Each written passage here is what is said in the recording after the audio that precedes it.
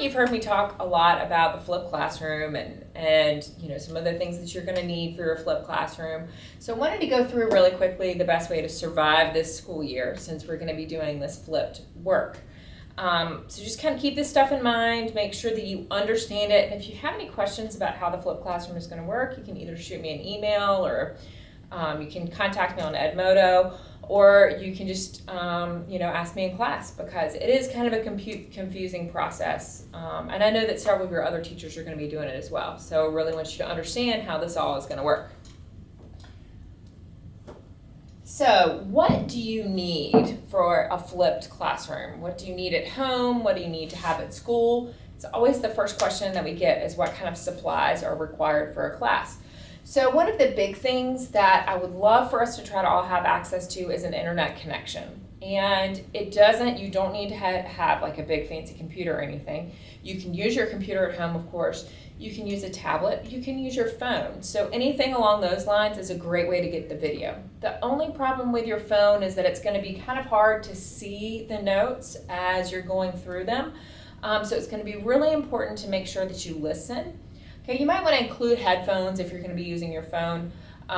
It just helps out a little bit. I have headphones provided in my classroom, or you can just buy a cheap little pair at your local Target or Walmart. You are going to need a good workspace. So somewhere that you can spread out, you can focus, you can listen, and write down your notes.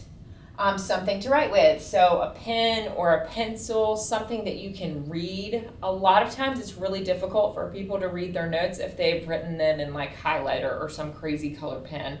So make sure that you can read your handwriting and you can read the type of utensil that you're using. And then your interactive notebook. We're going to be taking all of our notes in our interactive notebook. It's going to be like your textbook. I will expect it in class every day, and I'll expect you to take it home at night. It just helps with organization for you to go ahead and write your notes straight into that interactive notebook instead of trying to glue it in at a later point, because then you've got papers flying everywhere. There will be some outlines available online that I'm going to type up for you. I will not have outlines for every single set of notes, but I do want you to get into the habit of learning how to outline your own notes. Sometimes the outlines will help, sometimes it's just better to write it flat out in your handwriting.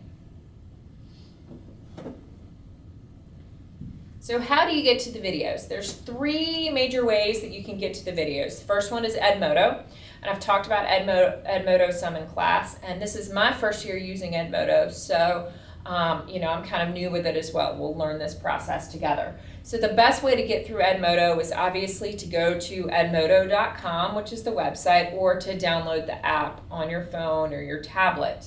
Once you get there, you're going to click on I am a student, and then you're going to enter our course code, which is UCS054.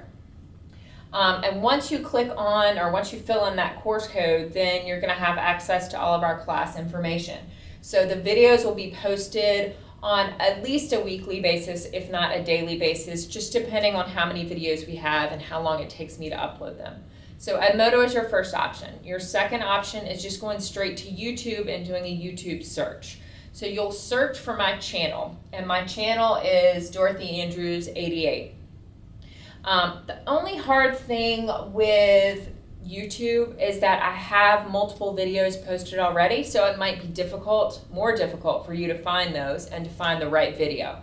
So you're going to want to make sure that you know exactly which video you're supposed to watch for the night before you go into that YouTube search.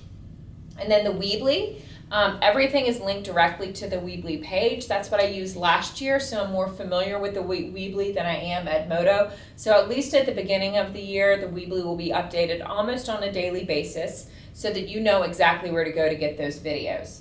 And they'll be posted on the opening page. You really won't have to do too much of a search for them. You'll see a really long hyperlink, and you can just click on that hyperlink to get you to the videos. So step 3, once you get to those videos, what are you going to do? You are going to take really good notes on the slides that you'll see. There should not be more than 5 slides for any of the videos. They're going to be limited probably to being under 10 minutes long, because I understand how long it takes to take your notes. You'll learn how to take those notes on the next video you're going to watch tomorrow. It will tell you how to outline and how to summarize. I want you to be really strategic and intentional when you're taking your notes and not write down everything you see. There's just no point in writing down everything you see. Note taking is a skill that you're going to really use in high school and in college. You want to go over your notes after you write them. You want to make sure that you can read them. You're going to make sure that you understand what it is that you wrote down. It's always a good idea to write your notes, take about a 10-minute break, and then look over them again so that you can be assured that you understand what it is that you wrote down. And if you don't understand something, you're going to write a question out to the side or highlight it. You're going to make sure that you talk to me about it in class or talk to one of your classmates about it, or you can send me an email if you've got a glaring question about something. The big point of this is it gives us more time in class to help you with things that you don't understand. So it's really important that you make sure to ask questions. So the fourth step is what we will be doing in class with these notes. So if you have watched the videos, if you've done your homework like you should, which this should be everybody, there's no excuse to not watch your videos.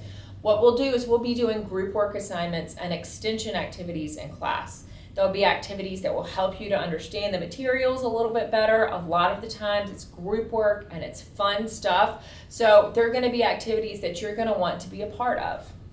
So if you've watched your videos and I've checked off your notes, you'll be able to participate in those activities in class and learn even more. If you did not watch your videos, then you're going to have to watch them during class and you won't be able to participate in those classwork activities as much. The videos should be your number one priority. You always want to have those done because that's going to be the content in our information, or content in our class. And then what we do in class is going to be helping you to develop the skills that you might need to be successful in social studies classes down the road. So if you can't watch the videos at home, and I understand that that happens, internet connections get blown sometimes. Sometimes you just don't have a chance because you've been, to football practice or soccer practice or whatever until 8 o'clock at night and you don't have a chance to watch them. You can always come and watch them either in the media center or in my classroom. And I can write you passes to do that. I can write you morning and afternoon passes to the media center or to come to my room. Or you're more than welcome to come during your lunch period or during your academic advisory period if you have permission to do so. I have all of the materials you'll need here in class. I have headphones and iPads and computers so that you should have access to all of that stuff.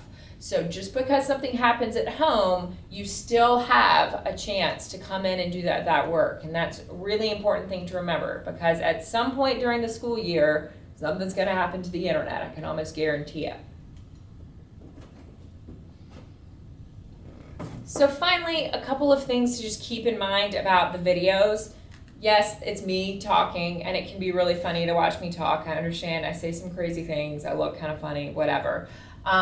You might hear or see my pets in the videos. I have a dog and a cat, and sometimes you can hear them walking around. Try not to be distracted by that, but it's just because I'm filming the videos at home, so it's kind of hard to get them out of the way.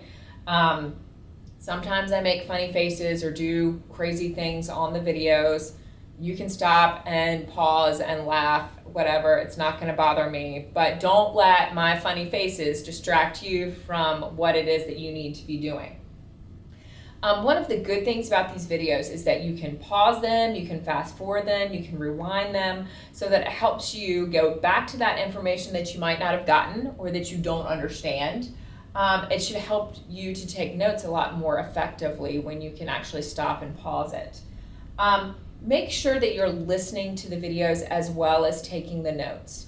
You don't want to just, scroll through to find the slides and write down the information. It's going to be helpful to listen to me talk about it because I'm going to be able to give you some examples and might be able to highlight some of the things that will be on your assessments or on your tests. So it's really important that you at least listen through the video once and then maybe go back and press pause. You don't want to just fast forward through everything because then you're not going to hear the information. It's really good for you to be able to hear it and write it down. It's a great study strategy.